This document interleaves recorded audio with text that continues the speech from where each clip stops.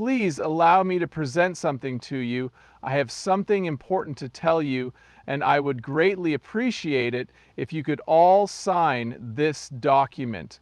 On top of that, 2,251 people have signed this petition so far. A petition calling for the resignation of Daystar Television Network co-founder Joni Lamb and an independent investigation into shocking allegations of a child abuse cover-up has amassed over 10,000 signatures, engulfing the network in a raging scandal.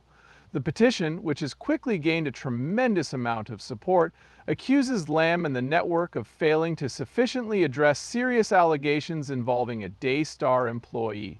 What began as whispers of misconduct has escalated into a full-blown public scandal, exposing deep divisions within the organization's leadership and raising important questions about the role of religion in society.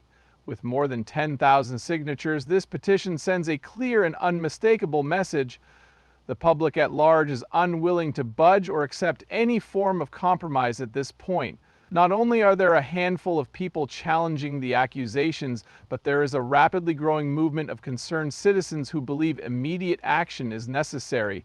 First, that Joni Lamb step down from her position. Second, that a neutral third party conduct a thorough and impartial investigation. These are the two main demands contained in the petition. Should one be aware of this? Largely because allegations that impact the protection of children carry extremely high stakes. Proponents of the petition argue that an internal investigation by Daystar would be unreliable because the network has a vested interest in protecting its reputation. According to them, an unbiased investigation is necessary to find out all the facts and ensure that justice is served. The quick accumulation of signatures indicates the immense frustration felt by viewers, funders, and former supporters who believe that an organization they once trusted has betrayed them. At issue here are claims that Daystar acted inappropriately when dealing with abuse allegations against one of its employees. These claims are deeply concerning. Opponents of the network claim that the lack of swift action enabled the accused to remain in their positions and discouraged victims from coming forward. This has led to claims that something went wrong with the organization's reputation, supposedly being more important than the safety of its most vulnerable members. A culture of secrecy and self-preservation may be suggested by the petition's focus on a pattern of behavior. Instead of openly and promptly addressing the issues, Daystar's leadership is said to have played down the gravity of the charges and shied away from outside scrutiny. Verifying these claims would be a huge betrayal of confidence, especially coming from a network that presents itself as an ethical leader. Rather than encouraging families to report abuse to the police, Joni Lamb allegedly pushed for a private resolution to the problem.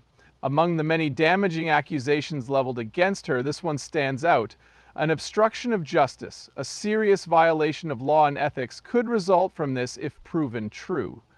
The victims' rights movement argues that this type of intervention sends a dangerous message and stops survivors from getting the protection they deserve. Those in positions of power can shield abusers from accountability for their crimes. Experts in the field of law have noted that religious organizations are frequently compelled to inform authorities when they suspect abuse within their ranks due to mandatory reporting laws. If Daystar did not live up to its obligation, it could face public outcry and even legal repercussions. Part of the petition's demand for an independent investigation is an attempt to determine if laws were violated, and if so, who is responsible for the violation. Beyond the particular accusations they make, this controversy reflects a broader erosion of trust in religious organizations. Some high-profile events in recent years have shown how churches and ministries have handled or concealed abuse within their ranks, either ineffectively or outright. The Daystar scandal exemplifies this troubling trend and adds to the public's mistrust of religious leaders' ability to self-regulate.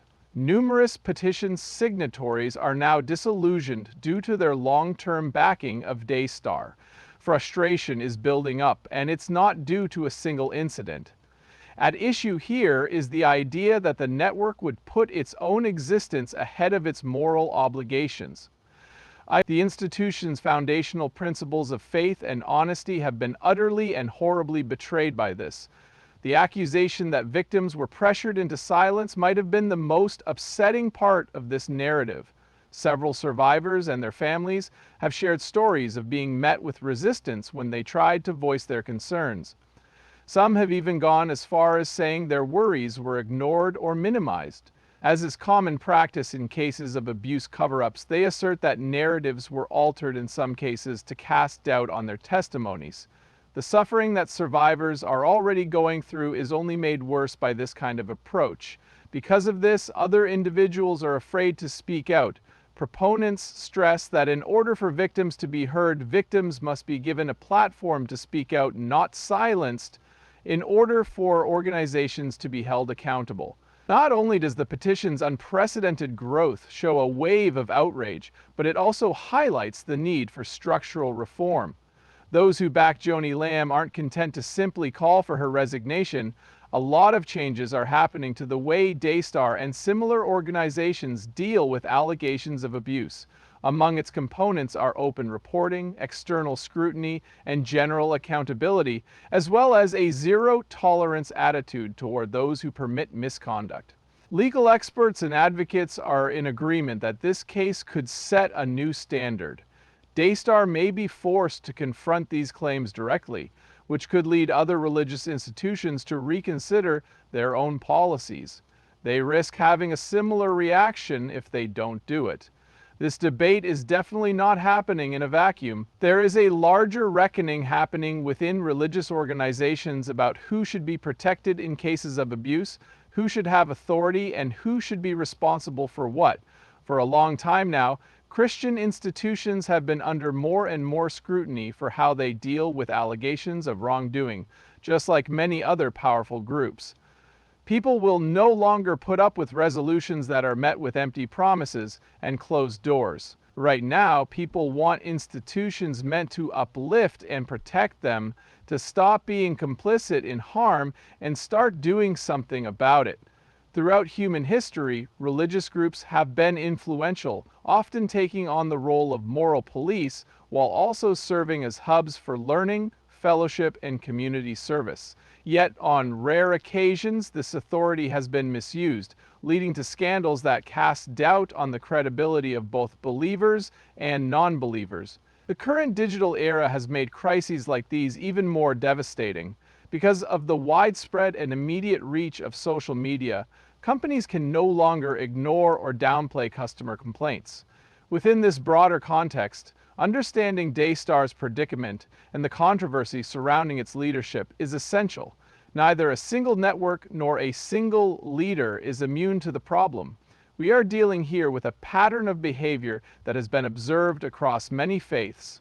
A struggle between maintaining institutional authority and upholding moral obligation is at the heart of many scandals, including those involving the handling of abuse allegations by the Catholic Church, megachurches and their financial mismanagement, and televangelists who use their platforms for personal gain. It is critically important to determine when this controversy happened. Accountability and transparency are becoming not just desired but essential characteristics of the new global culture that is sweeping the globe at present. With each new finding, more and more people are calling for systemic reforms to curb the abuse of power. In numerous cases, reforms, legal action, and the downfall of corrupt institutions have followed these appeals.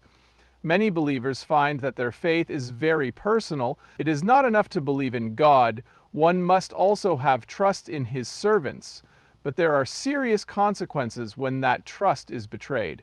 Some individuals, disillusioned by hypocrisy, cut off all contact with religious groups. Some people stick around, but they're unhappy and filled with doubt. This has far-reaching consequences.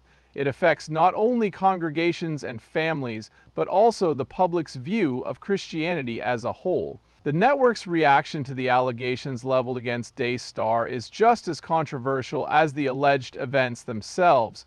Organizations risk losing the support of their own constituents, the people who have been with them for years, if they choose to ignore, deflect, or silence criticism. By taking sincere steps toward transparency and responsibility, however, this Christian organization may not only start to heal, but it may also set an example for others facing similar problems. More and more, Daystar is feeling the heat, and the network's next move is crucial. Will they resist demands for transparency indefinitely, or will they submit to the scrutiny of an unbiased outsider in due course? Will people in charge try to solve the problems by tackling them directly, or will they resort to damage control tactics that make things worse? Any type of accountability that does not fully address the issue will be seen as another failure, given that thousands of people have signed the petition.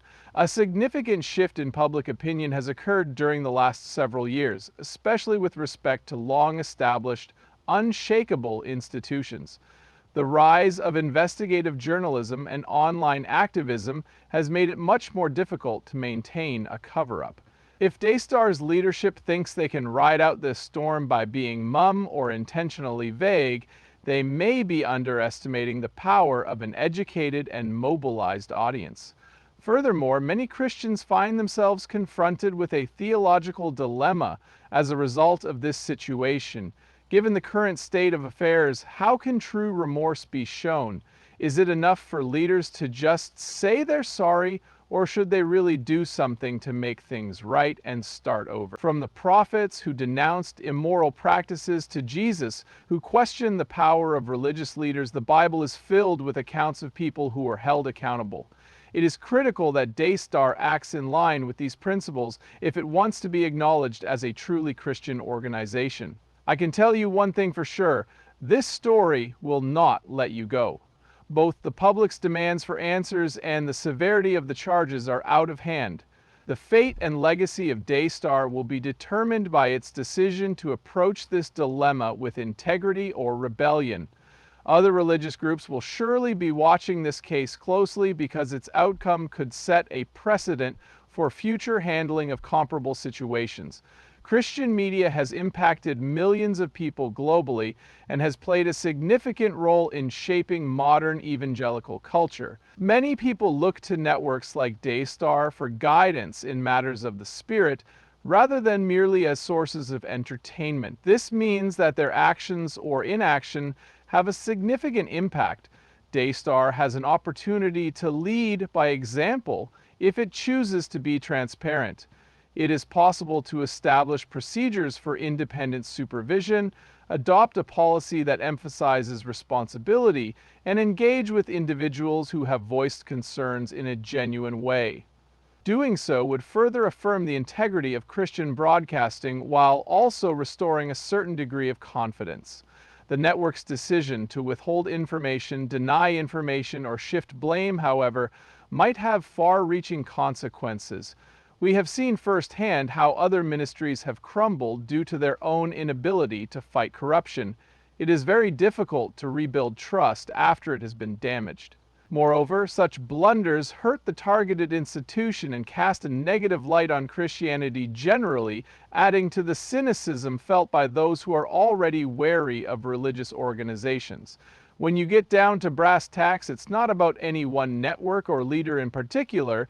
The issue at hand is whether religiously based institutions can maintain their professed ideals or if they will succumb to the very corruption they aim to combat. A challenge, not just a list of names, makes up the 10,000 signatures on the petition, a test of one's abilities and character. Furthermore, this is an insurmountable obstacle. In the end, faith-based organizations have two masters, their followers and God. It is imperative that these groups remember this. The Bible addresses two potential concerns, hypocrisy and the dangers of leading people astray. Daystar is presently facing a fork in the road, as stated in Proverbs 11:03. Daughter, will it choose honesty as its guiding principle, or will it allow dishonesty to define its fate? Daystar pales in comparison to this one instant. As a whole, it represents a movement that has gone beyond mere rhetoric to demand faith, justice, and truth through deeds rather than just words. More than just the network's own fate, the way it responds will have repercussions for religious groups around the globe that are facing comparable challenges. There is no mistaking the option. The consequences of lying will either force you to face the truth or destroy you. The world is also under God's watchful eye.